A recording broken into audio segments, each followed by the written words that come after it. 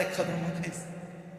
আপনি যাইয়া যদি দেখতে যাইয়া যদি আপনি আরেক সংস্কৃতি তৈরি করেন যে আপনি যাইবেন আর নাস্তা খাওয়াইব, বেটা এমনি চিকিৎসা করার টাকা নাই, আপনি তো দিলেনই না কিছু, যাই গেছেন একটু দেখতে, অনেকে বেটার নাস্তা খাইয়া যা ছিল টাকা উঠিও শেষ।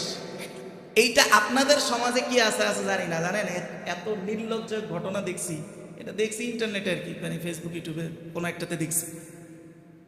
এক লোকে আত্মহত্যা করছে টাকার অভাবে, মানে সংসার চালাইতে পারে না, অর্থনৈতিক দৈন্যতা সহ্য না করতে পারে, আত্মহত্যা করছে। বলেন তো আত্মহত্যা করছে কি জন্য? কিসের অভাবে? সবাই বলেন কিসের অভাবে? মরার পরে ১.৫ লক্ষ টাকা ঋণ করে ৪০ খাওয়াইছে পুরো এলাকার মানুষরা। মরছিল কি জন্য? আপনি বলেন এটা কি সুস্থ সমাজ না বর্বর সমাজ? টাকার অভাবে আত্মহত্যা করছে, আবার ১.৫ লক্ষ টাকা তার বাবা ঋণ করে দাওয়াত খাওয়াইছে, এটা কি সুস্থ না বর্বর সমাজ? আপনারা আপনারা এই সংস্কৃতির সাথে কিছুটা যুক্ত, তো এই লেগে আপনারা হিট খেয়ে গেছেন।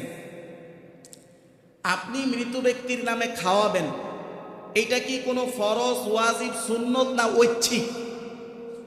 কথা বলেন না, ঐচ্ছিক না ফরজ? ঐচ্ছিক। কততম দিনে খাওয়াবেন এমন কোন নির্ধারণ ইসলামের পক্ষ থেকে আছে? খাওয়াইতে হবে এমন কোনো কথা আছে? তো তারা এই সংস্কৃতিকে কিভাবে নিলে, বেটা মরছে টাকার অভাবে, আবার ১.৫ লাখ টাকা ঋণ করে তার দাওয়াত খাওয়ায়। আবার যারা খাইছে গলত গলত করে যারা খাইছে বৈশা বৈশা, ওই লোকগুলো কি সুস্থ? বলেন, এই হলো অবস্থা। হুজুরা বলেন না কেন, এগুলো তো হুজুরদেরও ভাগ আছে। শোনেন, একটা মূলনীতি শিখিয়ে দিই। আপনারা অনেক সময় এই হুজুর এটা কয়, ওই হুজুর এটা কয়, না আপনি তো সাধারণ মানুষ, দুইজনই তো আপনার সামনে হুজুর আলেম, এই দুইজনের যে কোয়ালিটি পার্থক্য ওইটা তো আপনি বুঝতে পারতেছেন না। বুঝতে পারলে তো আপনিও কাছাকাছি ধরনের হুজুর হয়ে যেতেন। আপনার তো ওই পড়ালেখা নাই, আপনি তো বুঝতে পারেন না, এখন আপনি বিভ্রান্তির মধ্যে থাকেন। আপনি একটা মূলনীতি শিখাই, আপনি আগে দেখবেন, যদি এই মূলনীতি অনুযায়ী সব জায়গায় সবকিছু মিলবে না, ম্যাক্সিমাম মিলবে, সব জায়গায় না তবে ম্যাক্সিমাম মিলবে। মূলনীতিটা কি? কেউ একটা কথা বলছে, আপনি আগে দেখবেন এই হুজুর যে কথা বলছে, এই কথার ক্ষেত্রে এই হুজুরের দুনিয়াবি কোনো স্বার্থ আছে কিনা, এটা আগে বের করার চেষ্টা করবেন। যদি দেখেন না এই কথাতে ওনার দুনিয়াবি কোনো স্বার্থ হাসিল হয় না, তাহলে মোটামুটি ধরে নেবেন যে সে সঠিক কথা বলছে। বলেন তো, আমি যে এই কথাটা বললাম, ৪০ খাওয়াইলে আমার দাওয়াত দিয়া বড় একটা দাওয়াত পড়াইলে আমার স্বার্থ আছে না নাই?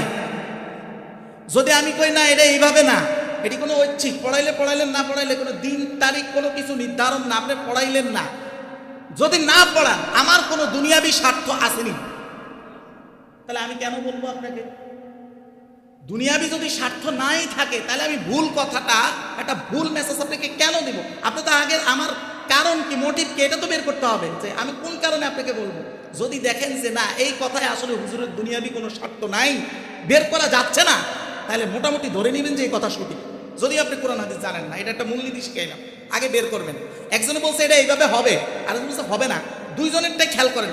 যিনি বলছেন হবে, ওনার কোনো স্বার্থ হয় কিনা আপনি দেখেন, ওনার ভিতরে না থাকতে পারে, আপনি বের করবেন যে হয় কিনা। যদি দেখেন যে না হয়, আরেকজনেরটা হয় না, তাহলে আপাতত আপনি কোরআন হাদিস ছাড়াই ধরে নেন যে যার স্বার্থ বের হচ্ছে না উনি সঠিক কথা বলছে। এটা একটা মূলনীতি। আসেন, এই যে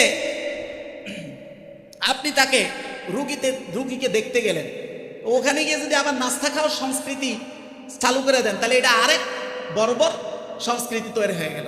এটা করা যাবে না। তো এবার যাবেন, আপনার টাকা পয়সা দিয়ে সাহায্য করার